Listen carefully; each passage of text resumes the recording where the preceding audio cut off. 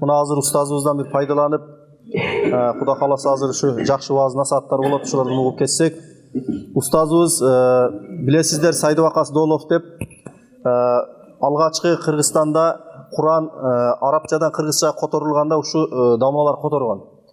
Биринчиден ушу Куранды арабчадан кыргызчага ушу Сайдыбакас дамланын дагы эмгеги чоң, ошо китептин котормосунда чоң салымы бар.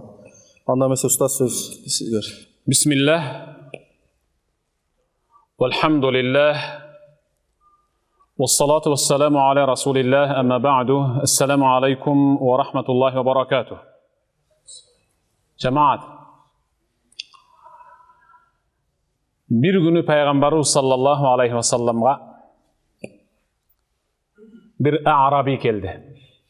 Arabi degen sivilizasiyadan taptakır alыс yaşagan insan. Arabi degen тоодо жашаган деген сыяктуу. Arabi degen ал шаардын культурасы, маданиятынан алыс калган, чөлдө жашаган bir Arabi келди пайгамбарга. Пайгамбарга акырын келип: "Я Расулаллах, аллимни шей'ан янфауни фи дуньяи ва ахирати." Мага бир нерсени үйрөтүң, дүние ахиретиме жардам берсин. Бирок ал жөнүндө сизден башкадан кийин сурабай турган болоюн. Мага ушу кандырып токатерин айтың деди. Пайгамбарыбыз саллаллаху алейхи ва саллам Арабинин абалына карап туруп бир сөз айтты.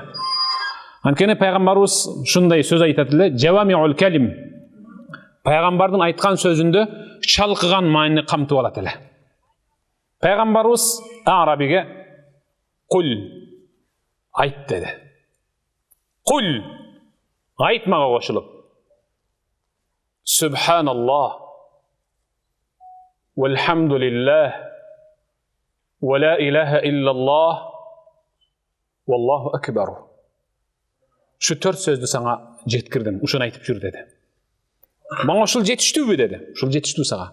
Дүнүйөмө дагы ахиретиме жетиштүү. Ооба. Бейишке киришиме да ушул. Ооба. Тозоктон кутулушума да ушул себеп, албетте деди пайгамбарыбыз. Жык сахабалар турат. Араби ордунан турду. Пайгамбардын көзүнчө: "Субханаллах, вальхамдулиллах, ва ла илаха иллаллах, валлаху акбар" деп 4 манжасын ачып, bir манжасын жумуп кетти. Bir rivayette 4 манжасын жумуп, bir манжасын ачып кетти dedi. Бул дегени ушу 4 эле dedi. Сахабаларды жарып, өтүп барып, токтоп калды. Колун көтөргөнмөйчө токтоп туруп, бир нерсени ойлонду, айтор кайтты.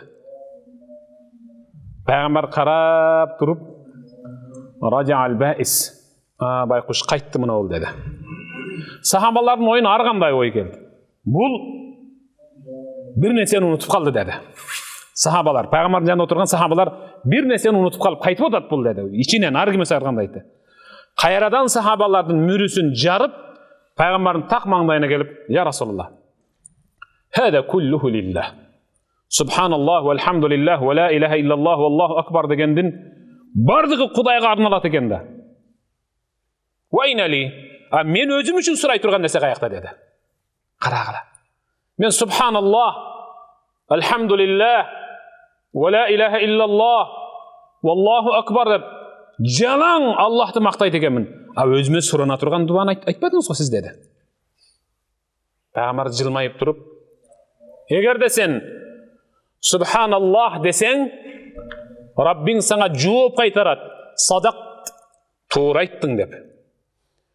Вайда культ, эгерде сен айтсаң, алхамдулиллах десең, Раббиң саңа жооп берет. Садак, туура айттың деп. Эгерде ла илаха иллаллах десең, Раббиң саңа жооп берет. Садак, туура айттың деп. Аллаху акбар десең, Аллах барынан улуу десең, туура айттың дейт. Субханаллах деген Аллах ару барынан таза. Алхамдулиллах, Аллахка шүгүр. Ла илаха иллаллах, ибадат кылынууга бир Аллахтан башка татыктуу илахтар жок. Барына туура айттың деп жооп берет. 4-төн айтып бүткөндөн кийин эгерде сен бирден эле Аллахумма гфирли, Аллахым менин күнөөмдү кечир десең, Allah Taala сага жооп берет. Qad fa'alt, kechirip koygomun dep. Qayragıla. Qad fa'alt, kechirip koydum. Allahumma arhamni, Allah'ım meni ırayımın algın desen, qad fa'alt, ırayımı alıp büttüm seni. Eger de sen Allahumma afini, Allah'ım menin günөөmdü izin kaltırbay tazartıp koy desen, Rabbin жооп берет. Qad fa'alt, izin kaltırbay keçirip koydum dep жооп берет деп атат. Arabi 7 manjasına 3 manjasını koşup jumup çıkıp ketти. Ошол боюнча ал Arabi биздин топко экинчи жолу кайтып келген жок деп атат. Анда урматтуу жамаат, бир жолу Subhanallah, Velhamdülillah, ve la ilahe illallah, Vallahu ekberu. Bundan keyin siz emnen itileseniz Allah Teala qad fa'alt, qad fa'alt, qad fa'alt deb жооп берет. Bir ele haqiqiy Peygamber sallallahu aleyhi ve sellem aytadi. 10 жолу кайталайсызбы, 100 жолу кайталайсызбы, Allah Teala sizге жооп берет. Bir ele жолу айтып туруп, Allah'ım meni qarazlarımdan qutkar. Maga perzent ber. Maga hidayat ber. Maga insaf ber. Haramdı maga jaman görset. Halaldı maga sүйүктүү kıl deseniz Allah Teala qad fa'alt. Oşonday kıldım, orundattım, atkardım dep бүтүп бардыгын орунdatат Allah Teala. Bir ele söz menen. Demek özüz namazga kelgende, namazga kelbey koygon perzentlerimizdin hidayatga түшүп namazga gelişin Subhanallah, velhamdülillah, ve la ilahe illallah, vallahu akbardan keyin Allah'ım şu palançı balamdı namazga özüm çakır men sebepçi bolayın. Men çakıram sen jönöt bul jaka dep soranış al bizdin mildet. Soranabız mı inşallah? Anda men bugünkü sabagım el-mas'uliyye ve taqwa. Жоопкерчилик жана такыбалык деген. Кыска нуска. Сиздердин убактыңыздар көп болбойт. Кыска нуска. Estağfurullah billah. Alif lam mim. Zalikal kitabu la rayba fihi. Hudan lil muttaqin. Sadaqallahul azim. Takvalar üçün hidayet beriş üçün, takvalarga hidayet beri üçün hiçbir şek gümönsüz kitap düşürüldü sağa ey Muhammed dep Allah Teala aytты. Kur'an hidayet beret. Kimderge? Lil muttaqin takvalarga. Takva boluş gerek, oң oluş gerek. Takva degen uzun giyinip, çümkönüp, tayak tayanıp, жолдун чекеси менен басып чыгып кетүү эмес. Таква деген арамдан көзүн, кулагын, тилин, бардык мүчөсүн сактап калган инсанды таква дейт. Ал галстукчан болсо дагы. Таква деген ал оңолуу деген. Мисалы, estağfurullah. يا أيها الذين آمنوا كتب عليكم الصيام كما كتب على الذين من قبلكم لعلكم تتقون. Sadaqallahul azim. Ey imandılar. Sizlerden murdagı doğurdogulарга oroza tutuu farz kılınganday ele sizlerge de Ramazan ayında oroza tutuu farz kılındı. Ayırması alar menen sizlerge farz bolgon ayırması. La'allakum tettekun. Oңoluşuңar üçün dep atat. Oroza tutkanda Allah'ım Ramazanга çeyinki жалган айтқан жалганчылыгымдан кутулайын. Чегип аткан тамекимден namaz okup bütkөндөн кийин тилденүүдөн, ибадат кылып жүрүп рибага, зинага кетип калуудан оңолоюн десе, аны менен Аллах да оңойт. Таква, таквалык деп шуну айтат. Кур'ан ал бизге таквалыкты үйрөтөт. Манеке, таквалык. Эмнеге? Анткени Пайгамбар саллаллаху алейхи ва саллям al-masjidu baytu kulli taqiyyin sadaqa Rasulullah. Пайгамбар айтты. Мечит ал кимдин үйү? Al har bir takvanın үйü dedi. Har bir musulmandın degen jeri жок. Takva insandın үйü. Мынеке takvalar oturat. Kudaydan korkkanlar. Kudaydan korkkan al gelir atı şul jerge. Emnege? Aqrabu ma yakunu al-abdu min rabbi wa huwa sajid. бенденин Аллах Таалага эң жакын болгон учуру кайсыл десе, ал башын саждага койгон учур. Раббиме ушул жерде жалынып алайын деп келдик мынеке. Аллах кабыл кылсын намазыңыздарды. Такыбалык ал эмне? Хазрат Умар Хаттаб, халифатул муслимин, амирул муъминин, пайгамбардын халифасы Хазрат Абу Бакырдан кийин келген. Хазрат Абу Бакыр шахид болду, өлдү, вафат этти. Анын ордуна Хазрат Умар амир болду, халифа болду, шайланды. Мусулмандар шайлап атат, муъминдер. Биринчи шайлаган күнү эле сахабаларды мусулмандар арасын бир сыйра сыдырып тиктеп туруп, эң карыган кекси аксакалдын маңдайына барып отуруп туруп, колунан карма учурашып туруп, сизден суранычы. Муну адамдар арасында жаш курагы боюнча сизден аксакал жок болсо керек, деп. Анда мен сизге муктажмын. Сиз мага бир кызмат кылып бербейсизби? Акыңызды төлөм, айлык маяныңызды берем деди. Хош.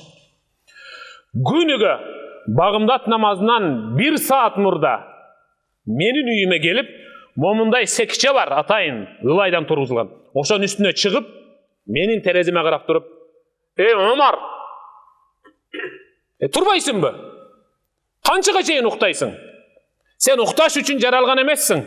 Сенин мойнуңда момун мусулмандардын аманат жүгү бар.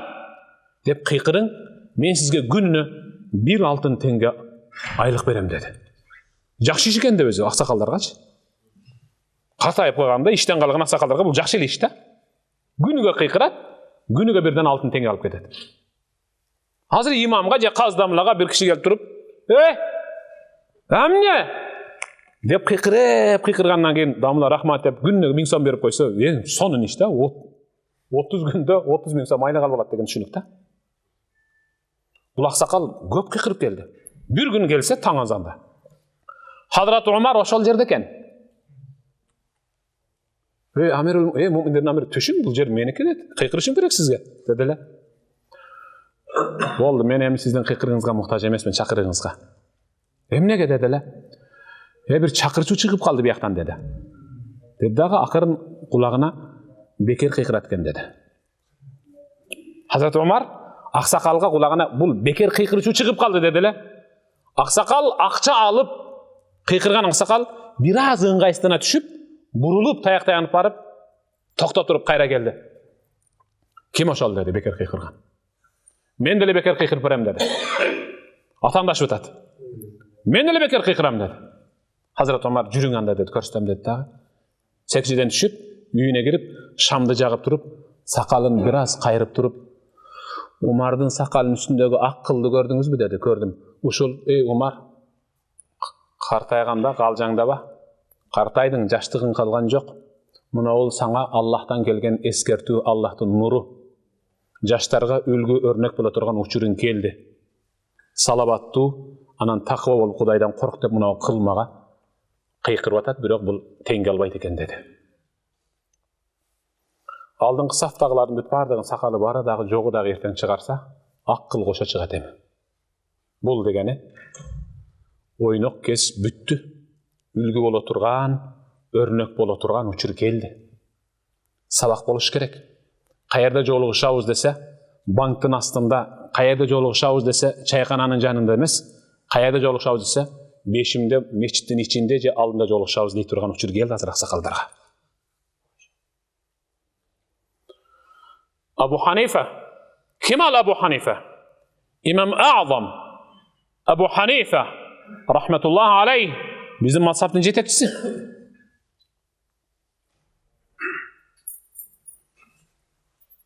Үйү мечитке жакын эле. Шам намаз жакындап калган. Нөшөрлөгөн жаандан улам, жаан бир аз суюлса, басылса, намазга кирип кетем деп күтүп турган, бирок жаан басылбады. Шамга азан айтыларга аз калганда Абу Ханифа акырын желегин этегин көтөрүп, балчык болгон жолдун чекеси менен басып бара жатканда, жолдун ортосунда 10 жашар бала көлчүктөрдү чалпылдатып тээп намазга барат. 10 жашар бала. Abu Hanife mahlen ya veled. Ey balakay, akırın bas akırın. Jandan ulam jol balçıktanıp ılaylanıp kalıptır. Tayıp çıkılsan giyimin ılay bolat. Birinciden namazdan geçigesin. Ekinciden giyimin bir namaz bolat dedi.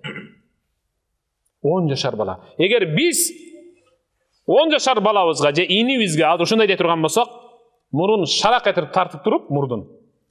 Деши мүмкүн. Je жооп бербей басып кетиши мүмкүн. 10 yaşar bala Abu Hanifa'dan уккан сөзүнө жооп кылып токтоп туруп калды.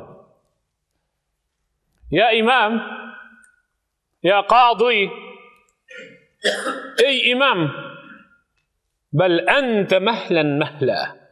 Men emes abaylap baskan, siz abaylap basışınız gerek dedi. Subhanallah. Siz abaylap basışınız gerek.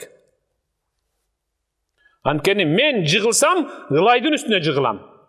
Ылай болгон кийимимди жууп берчү апам бар. Колу бош болсо эжем бар. Экөөнүн тең колу бош болсо апам мага намазга, жума намазга деп 2 шым алып берген. Ошонусун кийип, бунусун чечип коюп келе берем dedi.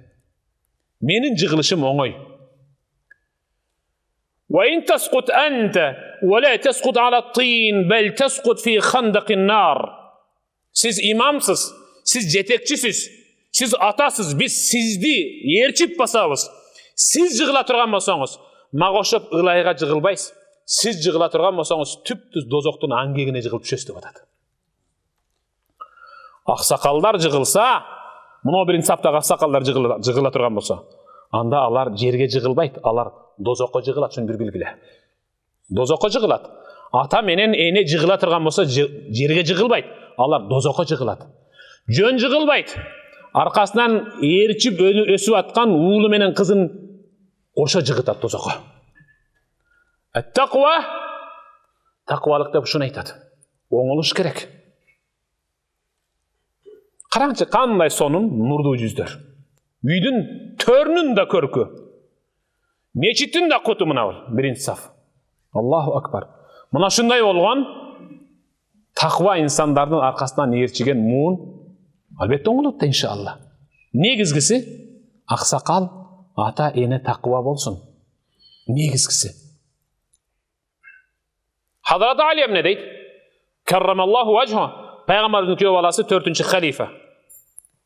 Мен тaqвалыкты 4 этапка бөлүп түшүндүрөйүн силерге dedi.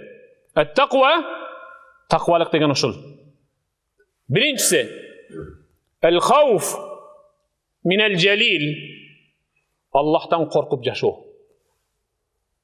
Sabahun kana fi wahdak aw fi jamaa. Өзүңүз жалгыз отурсаңыз дагы, жамааттын ичинде отурсаңыз дагы Кудайдан коркуп отуруш керек. Жамааттын ичинде коркмуш болуп, жеке калганда билген ишиңди кылбай турган болуп. El-khawf min el-jalil. Taqvalыктын биринчиси ал эмне? Allah'tan korku. Экинчиси wal-amalu bit-tanzil. Allah düşürgөн Kur'an'a amal kılıp жашоо. Üçüncüsü wal qanaatu bil qalil. Az gana gireşe girip atsa dele qanaat kılıp sabır kılıp жашаш. Dördüncüsü qaysıl wal isti'dad li yawmir rahil. Momun musulmandardın tübölüktü, tüpkü mekeni bolgon ahiretke gül azıgın tolturu bul taqvalıkta öseptiret. Mına namaz ahiretke gül azık. Uşinti oturu ahiretke gül azık. Subhanallah. Sözümün ayağında. Hazrat Ali halifaçılıkta Irak'ta le. Bir günü Bağımdat namazının üstünde çoğun meçitte okup bütüp turu öyle жүрgüle dedi. Mürzege var avuz dedi. Cemaattı. Mürzege var avuz. Uyga girmeyi yok. Al uçurda Bağımdat namazına gelgen kişinin köptügü bizden uçurdaki cuma namazga gelgen kişinin köptügünde ele. Meçitten çıkan el jolgo batpay şaардын четиндеги мүрзөн ороп kaldı. Hazrat Ali Peygamber öğretken duanı Esselamu aleykum ya ehle diyar minel mu'minin vel mu'minat vel muslimin vel muslimat antum lana selef ve nahnu lekum teba' ve inna inşaallah bikum lahikun nes'alullaha lana ve lekum al-afiyeh bi rahmetike ya erhamer rahimin. Ey mumun erkek ayaldar, мусулман эркек аялдардын денесинен түзүлгөн маркумдар өлкөсү. Силер бизде мурда сапар тартып кетип калдыңар. А биз силердин аркаңыздан баары ушул жерге эричип келебиз. Силерге Аллахтын кечирими болсун. Силер үчүн да, өзүбүз үчүн да Аллахтан кечирим сурайбыз деп дуа кылып бүткөндөн кийин Жинакум би ахбар. Мен силерге бир канча жаңылык алып келдим деди. Аллаху акбар. Ва инанайындар, бул Hazrat Ali'nin мүрзөгө карап сүйлөп атканы. Сахабалар эрчип барган, сахабалар табииндер таң калып атат. Алиге вахий түшкөн, эмне эле? Hazrat Ali айтты: "Жинакум би ахбар." Силерге биз жаңылык алып келдик. Айрыкча мен жаңылык алып келдим силерге. Силер өтүп кеткенден кийин жесир калган аялыңар жесир боюнча кээ-бири турмушка чыкты. Жетим калган балдарыңар чоңойду. Байлыгыңар өзүндө балаңардын кээ-бири Байтулмалга мусулмандардын банкына өттү. Үйүңөр ошондой, жериңер ошондой, тууганыңар ошондой деп көп нерсени айтып бүткөндөн кийин Hazrat Ali bir sıyra oğundan soluna sıdırıp tiktep durup, mürzeni karap durup "Akhbiruna khabarakum min tahtil ard." Men жаңылыкты айтып бүттүм. Эми силер айтыгылачы, силерде жердин астында кандай жаңылык бар деди.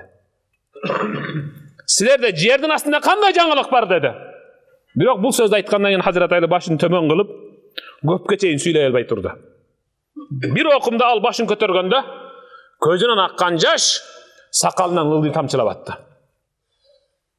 Сахабалар, табииндер билесиңер эмне дейт деди сахабаларга Hazrat Ali. Жок, билбейбиз. Силерчи? Жок, силерчи? Билбейбиз. А мен билем деди булардын эмнедешин. Эгерде Аллах Таала жерди жырып туруп, буларды тирилтип башын мүрзөдөн чыгарып, айтып кой буларга деп, эгерде маркумдарга жан киргизип айтыра турган болгондо, анда булар Кур'андагы бир эле аятты кайталап ыйлаша бермек азыр деди. Кайсыл аят? Estağfurullah billah. وتزودوا فإن خير الزاد التقوى. صدق الله العظيم. Ey inanayın tirikler. Ey inanayın tirüler. Ey amanat dünyada. Tiri жүргөндөр. Tezevvedu. Muno жердин астына азык камдагыла. Бияка азык керек экен. فإن خير الزاد التقوى.